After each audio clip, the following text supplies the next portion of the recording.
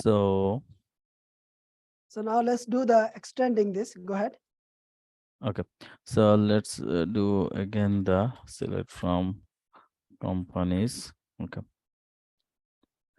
so here we can see all the data from the company's table. Now the next one, like here, let's say I want to get the specific data, like I want to get all the Warren Michigan address, all those. Okay, I need only those data. So how can we do this? We can put a where clause, we can put a condition actually. So to put that condition, let's say like select everything from companies. Okay, then after that what you can do, we can just simply put here where. Okay, then give the column name, from which column you want to get address, then equal to, then single Value. quotes. Okay, inside the single quote just put the exact value, You're Warren looking for. Michigan.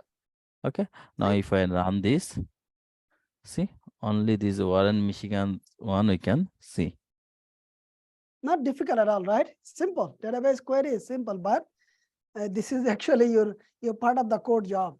You do not ask the other people to do these kind of things because they're very easy. Because you cannot just put all of this looking for the UI. It's very messy. But here you can actually get the help right away. So here you see this, the data you are, so where is the column name and the equal to the value you are looking for. That's the where clause. Good?